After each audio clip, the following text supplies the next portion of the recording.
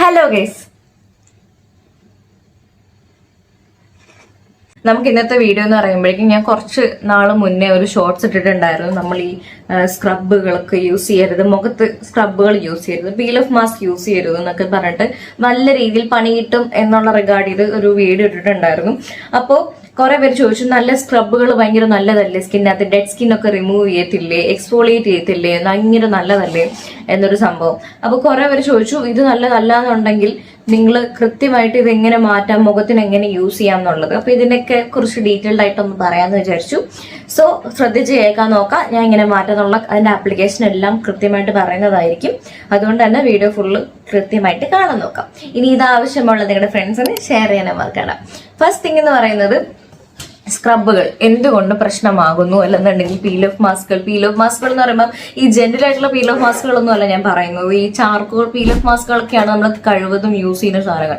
അതെന്ന് പറയുമ്പോൾ ഇങ്ങനെ വലിച്ചളക്കുന്ന സാധനമല്ലേ, നല്ല പണി കിട്ടും. കാരണം നമ്മുടെ സ്കിൻ ബാരിയറിനെ റിപ്പ് ചെയ്ത് കളയുവാണ്. നമ്മുടെ സ്കിന്ന് ഭയങ്കര സെൻസിറ്റീവ് ആണ്. അപ്പൊ നമ്മളിങ്ങനെ പറിച്ചെടുക്കുന്ന സമയത്ത് നമ്മുടെ സ്കിൻ ബാരിയറിനെ ഇറിറ്റേറ്റ് ചെയ്യാനും, അതുപോലെ നല്ല രീതിയിൽ സ്കിൻ ബാരിയർ ഡാമേജ് ഉണ്ടായിട്ട് കുരു വരാനും, ഹൈപ്പർ പിഗ്മെന്റേഷൻ വരാനും, അങ്ങനെ അത്രയും ഇഷ്യൂ വരും. ഈവൻ നമ്മൾ ഫേസിൽ വാക്സ് ചെയ്യുമല്ലോ, ഫേസിൽ വാക്സ് ചെയ്യുന്നതും ഇതുപോലെ നല്ല ഇഷ്യൂ വരാനുള്ള കാരണങ്ങളാണ്. അപ്പം പ്ലീസ് ഡോണ്ട് ഡു ഇറ്റ്. അതിന് പകരം അതുപോലെ നമ്മൾ ഇങ്ങനെ ഉരച്ച് ഇങ്ങനെ ഉണ്ടാക്കുന്ന കുറെ ഹോം റെമഡീസ് ഒക്കെ ഉണ്ടല്ലോ, കുറെ കാപ്പിപ്പൊടി പഞ്ചാരൊക്കെ ഇട്ട് ഇങ്ങനെ ഉരയ്ക്കുന്ന സംഭവം ചെയ്യരുത്. ചെയ്ത് കഴിഞ്ഞാൽ നിങ്ങൾക്ക് ഇപ്പൊ മനസ്സിലാവത്തില്ല, കുറച്ച് നാൾ കഴിയുമ്പോഴേക്കും പണി കിട്ടി തുടങ്ങും. അപ്പോഴേക്കും നിങ്ങൾക്ക് മനസ്സിലാവും. പിന്നീടെന്ന് പറയുമ്പം കൂടുതലും ആമ്പിള്ളേർക്ക് വലിയ ഇഷ്യൂ വരാതിരിക്കാനുള്ള വരുന്നത് കാണാറില്ല. കാരണം താരതമ്യേന പെൺപിള്ളേരെക്കാളും തിക്കറായിട്ടുള്ള സ്കിന്നാണ് ആമ്പിള്ളേർക്കുള്ളത്. അതുകൊണ്ടാണ് എന്തിട്ട് ഒരച്ചാലും വലിയ പണിയൊന്നും കിട്ടാത്തത്. എന്നാലും പണി കിട്ടുന്നവരും ഉണ്ട് കേട്ടോ. എന്നാലും വലിയ പണിയൊന്നും കിട്ടാത്ത ഈ ഒരു സംഭവം കൊണ്ടാണ്. എന്നും പറഞ്ഞ് നിങ്ങൾ ഇട്ട് ഒരയ്ക്കൊന്നും ചെയ്യരുത്. കഴിവതും പറയുന്നത് കേട്ടുകൊണ്ട് നേരെ ചെയ്യാൻ നോക്കാം. ഓക്കെ, അത് നമുക്ക് ഈ ഒരു ഹാർഷായിട്ടുള്ള സ്ക്രബുകളാണെങ്കിൽ ഇതൊന്നും മുഖത്ത് യൂസ് ചെയ്യാൻ പറ്റുന്ന സാധനങ്ങളല്ല. നമ്മുടെ മുഖത്ത് എന്ന് പറഞ്ഞാൽ ഭയങ്കര ജെന്റിൽ ആയിട്ടുള്ള സംഭവങ്ങളാണ്. അപ്പൊ ഇതുപോലത്തുള്ള ഹാർഷായിട്ടുള്ള സ്ക്രബുകൾ, നമ്മളിങ്ങനെ സ്ക്രബ് ചെയ്യുന്ന ബ്രഷുകളൊക്കെ ഉണ്ടല്ലോ, ഇതൊക്കെ യൂസ് ചെയ്ത് കഴിഞ്ഞാൽ നല്ല രീതിയിൽ ഇതുപോലെ സ്കിന്നിന്റെ ബാരിയറിനെ അത് ഇറിറ്റേറ്റ് ചെയ്യാനും ജീവിതകാലം മുഴുവൻ പണിയേറാനുള്ള സാധനങ്ങളാണത്. അതുകൊണ്ട് കഴിവതും അവോയ്ഡ് ചെയ്യുക. അതുപോലെ ഒരുപാട് എന്നോട് ചോദിച്ചു, പിന്നെ ഇത് നല്ലതല്ലെന്നുണ്ടെങ്കിൽ പിന്നെ എന്തിനാണ് ബ്രാൻഡുകൾ ഇറക്കുന്നത് എന്നുള്ള സംഭവം. അപ്പം നല്ലത് മാത്രം എല്ലാ ബ്രാൻഡുകളും ഇറക്കുന്നുള്ളൂ ഒന്നും ഇല്ല. പിന്നീടെന്ന് പറയുന്നത്, ഓരോ കാര്യങ്ങൾ അറിഞ്ഞു വരുമ്പോഴേക്കും നമ്മൾ കുറെ എന്താ പറയാ, ഈ സ്ക്രബുകൾ നമ്മൾക്കെന്ന് പറയുമ്പം എന്തു ചെയ്യുന്ന ആൾക്കാരാണ്, നമ്മൾ എന്തു വിശ്വസിക്കും. അപ്പം എന്താ പറയാ, 5-in-1 shampoo, 5-in-1 body wash എന്നൊക്കെ പറഞ്ഞ് കിട്ടുമല്ലോ, മുഖത്തിനും വായിക്കും പല്ലിനും ഒക്കെ. ഇതൊക്കെ നമ്മൾ മേടിച്ച് ഉപയോഗിക്കുന്നത് നല്ലതാണോ? അല്ല. അതുപോലെ കുറെ സംഭവങ്ങളുണ്ട്. നമ്മൾ എല്ലാം മേടിക്കുന്ന അല്ലെങ്കിൽ ഒരു കോസ്മെറ്റിക് കമ്പനി ഇറക്കുന്ന എല്ലാം നല്ലതല്ല. ഇവൻ നല്ലൊരു സ്കിൻ കെയർ ബ്രാൻഡ് തന്നെ അവർ ഇറക്കുന്ന എല്ലാ പ്രോഡക്റ്റുകളും നമുക്ക് വേണമെന്നതും അല്ല, നമുക്ക് നല്ല ഡാമേജിങ് ആയിട്ടുള്ള കുറെ സാധനങ്ങളും ഉണ്ട്. അതുകൊണ്ട് തന്നെ നിങ്ങൾ അങ്ങനെ ഒന്നും കരുതരുത്. ഒരു പ്രോഡക്റ്റ് ഇറക്കുന്നു എന്ന് പറഞ്ഞത് നല്ല ഡാമേജിങ് ആവാതിരിക്കാം. അത് നമുക്കത് നമ്മൾ നല്ല നോക്കിയെടുക്കുക, ഉപയോഗിക്കുക എന്നുള്ള സംഭവമുള്ളൂ. ഓക്കെ, അപ്പൊ ഇനി നമ്മൾ ഈ സംഭവം ഈ സ്ക്രബുകളൊന്നും യൂസ് ചെയ്യുന്നില്ല എന്നുണ്ടെന്നുണ്ടെങ്കിൽ എന്തു സാധനം യൂസ് ചെയ്തിട്ട് നമുക്ക് ഇതൊക്കെ എക്സ്ഫോളിയേറ്റ് ചെയ്യാം, നമുക്ക് റിമൂവ് ചെയ്യാം. ഇങ്ങനത്തെ കുഞ്ഞു ബ്ലാക്ക് ഹെഡ്സ് വൈറ്റ് ഹെഡ്സ് ആണ് ഇങ്ങനെ കുറെ സംഭവം ഉണ്ടല്ലോ, ഇതൊക്കെ എങ്ങനെ റിമൂവ് ചെയ്യാന്ന് ഞാൻ പറഞ്ഞുതരാം. ഒന്നെന്ന് പറയുമ്പോൾ നമ്മൾ ഇതിന് യൂസ് ചെയ്യുന്ന കെമിക്കൽ എക്സ്ഫോളിയേറ്ററുകളാണ്. നിങ്ങൾ കെമിക്കൽ എന്ന് കേൾക്കുമ്പോൾ പേടിക്കണ്ട. ഇതൊക്കെ എന്ന് പറയുമ്പോൾ നമുക്ക് ആവശ്യമുള്ള കെമിക്കലുകളാണ്. ആക്ച്വലി എല്ലാം കെമിക്കലാണ്. തൈര്, പാല്, വെള്ളം എല്ലാം കെമിക്കലാണ്. അതുകൊണ്ട് തന്നെ നിങ്ങൾ കെമിക്കൽ എന്ന് പറയുമ്പോൾ പേടിക്കണ്ട. നല്ല കെമിക്കലും മോശം കെമിക്കലും ഉണ്ട്. അതാണ് നിങ്ങൾ മനസ്സിലാക്കേണ്ടത്. നമുക്ക് നല്ല കെമിക്കൽസാണ് വേണ്ടത്. നമുക്ക് ഇപ്പൊ തന്നെ നമ്മൾ കഴിക്കുന്ന ഓരോ മരുന്ന് എല്ലാം കെമിക്കൽസ് അല്ലേ. അതുപോലെ നമ്മൾ കഴിക്കുന്ന ഫുഡ് അത് തന്നെ ഓരോ കെമിക്കൽസിന്റെ മിക്സ് ആണ്. അപ്പം നല്ല കെമിക്കലും മോശം കെമിക്കൽസും ഉണ്ട്. ആ മോശം കെമിക്കൽസ് അല്ലെങ്കിൽ ഹാംഫുൾ ആയിട്ടുള്ള കെമിക്കൽസിനെ നമ്മൾ മാറ്റി വെച്ചിട്ട് നല്ല കെമിക്കൽസിനെ എടുക്കുക എന്നുള്ളതാണ് നമുക്ക് ഗുണം ചെയ്യുന്ന കെമിക്കൽസിനെ.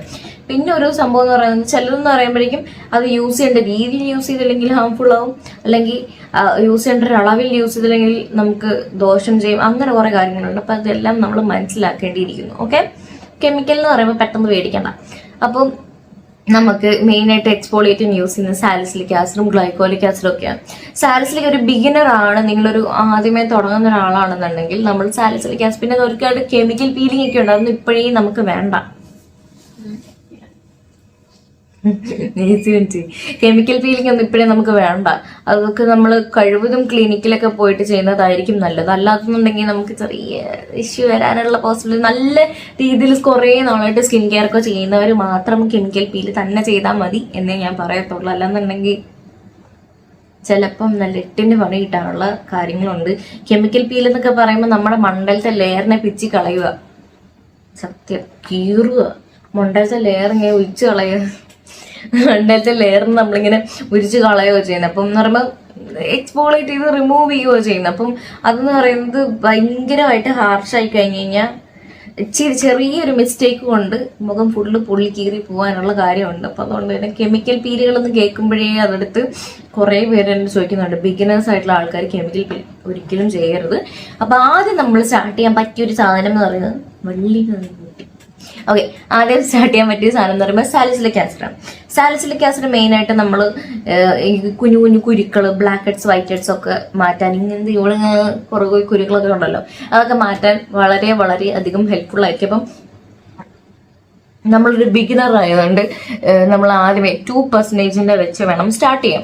കാരണം എപ്പോഴും ഇതുപോലത്തെ സിറംസ് യൂസ് ചെയ്യുമ്പോൾ 2% അതൊക്കെയാണ് ആദ്യം യൂസ് ചെയ്യുന്നത്. അതായത് ഏറ്റവും ലോ കോൺസെൻട്രേഷൻ ആയിട്ടുള്ള പ്രോഡക്റ്റ് ആദ്യം യൂസ് ചെയ്യാം. പിന്നീട് പതിയെ എന്ന് പറയുമ്പോഴേക്കും നല്ല ടൈം എടുത്ത് ഒരു മാസമൊക്കെ കഴിഞ്ഞിട്ട് അങ്ങനെ അപ്ഗ്രേഡ് ചെയ്ത് അല്ലെങ്കിൽ ഒരു ബോട്ടിലൊക്കെ യൂസ് ചെയ്തതിന് ശേഷം പതിയെ കോൺസെൻട്രേഷൻ കൂട്ടി വരാവുന്നതാണ്. ഓക്കെ, അപ്പം നമ്മൾ ആദ്യമേ 2% സാലിസിലിക് ആസിഡ് സിറം നമ്മൾ അത്യാവശ്യം എനിക്ക് യൂസ് ചെയ്തിട്ട് നല്ല സാലിസിലിക് ആസിഡ് സിറം ആയിട്ട് തോന്നിയത് 1 മിനിമലിസ്റ്റിന്, 2 പ്ലമ്മിന്റെ, പിന്നീട് നമ്മുടെ ഫിക്സ്ഡെർമാന്റെ, പിന്നെ പ്ലിക്സിന്റെ ഒരു ജാമൂൻ സാലിസിലിക് ആസിഡ് സിറം ഉണ്ടല്ലോ, ഗുഡ്, അത് വളരെ നല്ലതായിരുന്നു. അപ്പം ഈ സംഭവങ്ങൾ ഇതിനകത്ത് ഏതെങ്കിലും യൂസ് ചെയ്യാന്ന് പറയുമ്പോൾ ആഴ്ചയിൽ 3 തവണ മാത്രം രാത്രി മുഖം കഴുകിയതിന് ശേഷം 2 to 3 ഡ്രോപ്സ് ചെറുതായിട്ട് അപ്ലൈ ചെയ്യുക. കണ്ണിനടിയിലൊന്നും അപ്ലൈ ചെയ്ത് അതുപോലെ നല്ല രീതിയിൽ മോയ്സ്ചറൈസർ അപ്ലൈ ചെയ്യുക. ഇതാണ് നമ്മൾ ചെയ്യേണ്ടത്. അപ്പൊ കുറെ പേര് ചോദിച്ചിട്ടുണ്ടായിരുന്നു മോയ്സ്ചറൈസർ നിർബന്ധമാണോ? ഞാൻ എല്ലാ വീഡിയോയിലും എടുത്തു പറയുന്നത് എന്തെന്ന് വെച്ച് കഴിഞ്ഞാൽ, ഇപ്പം ഈ വീഡിയോ ആദ്യമായിട്ട് കാണുന്ന ഒരുപാട് പേരുണ്ടായിരിക്കും, അവർക്കും യൂസ്ഫുൾ ആവാൻ വേണ്ടിയിട്ടാണ് ഞാൻ പറയുന്നത്.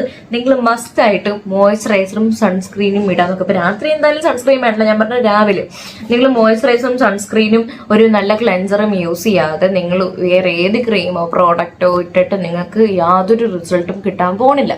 കിട്ടുന്നുണ്ടെങ്കിൽ ആ റിസൾട്ട് പെട്ടെന്ന് ഇല്ലാണ്ടാവും. അല്ലാന്നുണ്ടെങ്കിൽ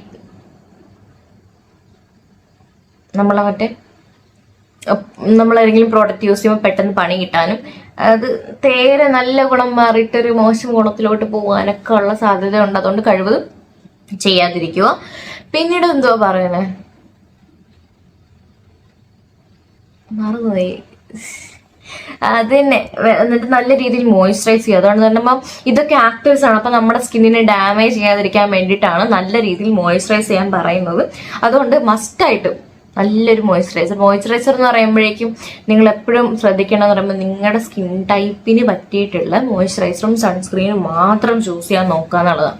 ആദ്യം നിങ്ങൾക്ക് ഒരു സ്കിൻ കെയർ റൂട്ടീൻ വേണം. ബേസിക് ആയിട്ട് നമ്മൾ പല്ല് തേക്കുന്ന പോലെ, നമുക്ക് പല്ല് തേക്കുമ്പോൾ ഒരു ബ്രഷ് വേണം എന്ന് പറയുന്ന പോലെ നമ്മളൊരു സ്കിൻ കെയർ റൂട്ടീൻ മസ്റ്റ് ആയിട്ട് വേണം. സ്കിൻ കെയർ റൂട്ടീൻ ഒരുപാട് എക്സ്പെൻസീവ് ആയിട്ടുള്ള സംഭവം അല്ല. 5, 6, 7 പ്രോഡക്ട്സ് ഒന്നും നമുക്ക് വേണ്ട. വെറും 3 സാധനങ്ങൾ മതി. ഒരു ക്ലെൻസറും ഒരു മോയ്സ്ചറൈസറും സൺസ്ക്രീനും. ഇത്രയേ ഉള്ളൂ skin care routine. This is that simple. എന്ന് പറയുമ്പം we don't need like tons of products ഒന്നും നമുക്ക് വേണ്ട.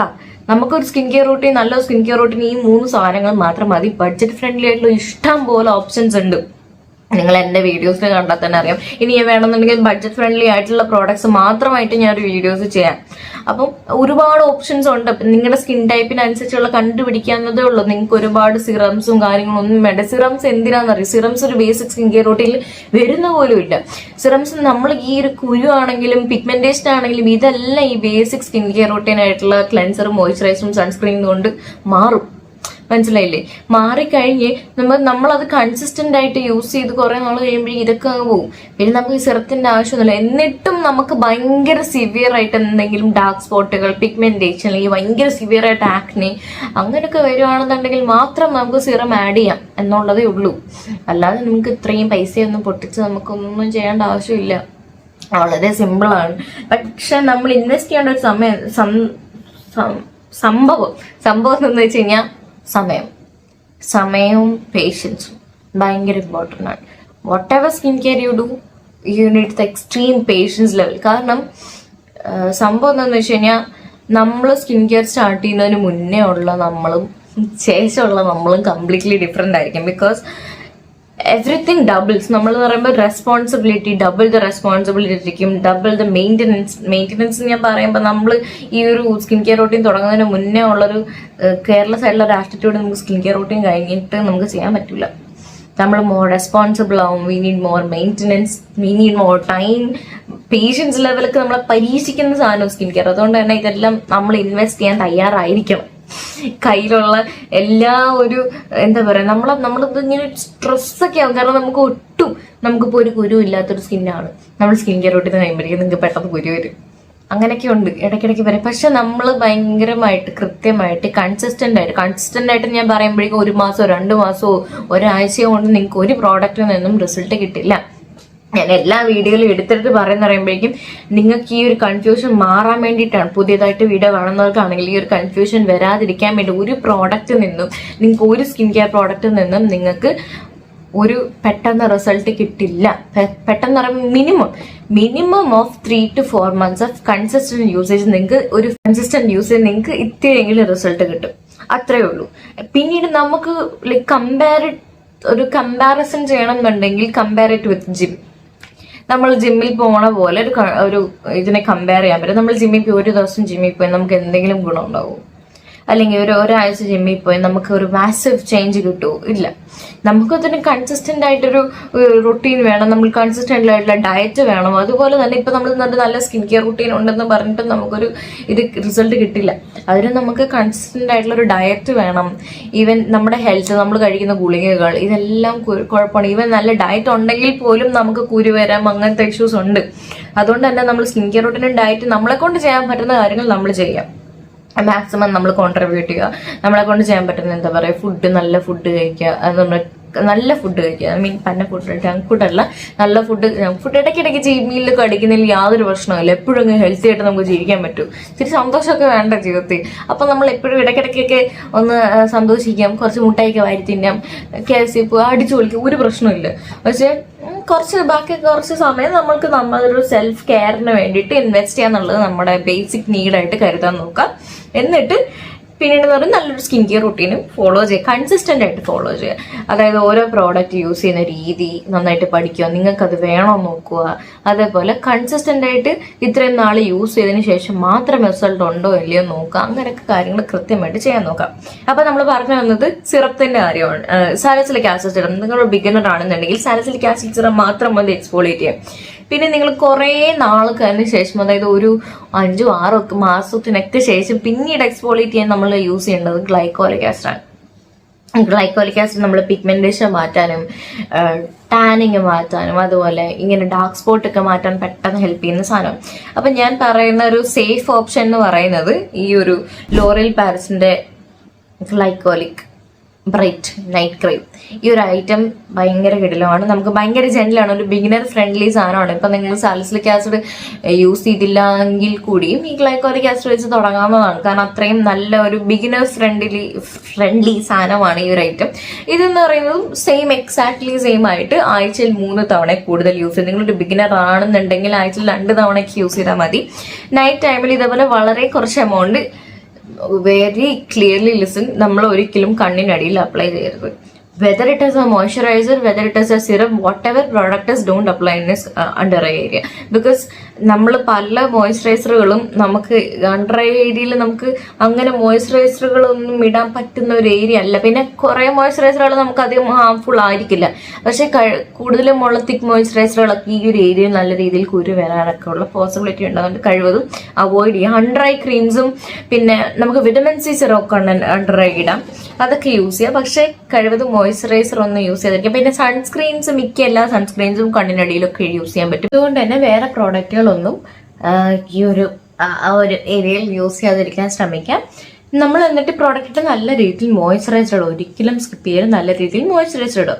ആഴ്ചയിൽ 3 തവണ കൂടുതൽ യൂസ് ചെയ്ത് കഴിഞ്ഞാൽ കുറെ പേര് ഒക്കെ പെട്ടെന്ന് മാറണ്ടേ, നമുക്ക് അതുകൊണ്ട് കൂടുതൽ ടൈം യൂസ് ചെയ്യാമെന്ന് പറയുമ്പോൾ അങ്ങനെ യൂസ് ചെയ്ത് കഴിഞ്ഞ് കഴിഞ്ഞാൽ പൊള്ളും, പീലുണ്ടാവും, അങ്ങനെയുള്ള അധികം ഇഷ്യൂസ് ഉണ്ട്. അതുകൊണ്ട് ചെയ്യരുത്. അതേപോലെ 17 വയസ്സിന് താഴെയുള്ളവർ യൂസ് ചെയ്യരുത്. ഓക്കെ, അപ്പൊ അത്രയൊക്കെ ഉള്ളൂ. ഇനി എന്തെങ്കിലും ഡൗട്ട് ഉണ്ടെന്നുണ്ടെങ്കിൽ കമന്റ്സ് ചോദിക്കാൻ മറക്കണ്ട. അപ്പൊ ഇങ്ങനെയാണ് നമ്മൾ എക്സ്ഫോളിയേറ്റ് ചെയ്യുന്നത്, അല്ലാണ്ട് ഫിസിക്കൽ സ്ക്രബുകളോ ഉണ്ടല്ല. ഓക്കെ, ഇനി ഡൗട്ട്സ് ഉണ്ടെങ്കിൽ ചോദിക്കാൻ മറക്കണ്ട. ഓക്കെ, എന്തെങ്കിലും ഇനി വീഡിയോ വേണം, ഡീറ്റെയിൽഡ് ആയിട്ട് വീഡിയോ വേണം എന്നുണ്ടെങ്കിൽ അതും പറയാൻ മറക്കണ്ട. Okay, by.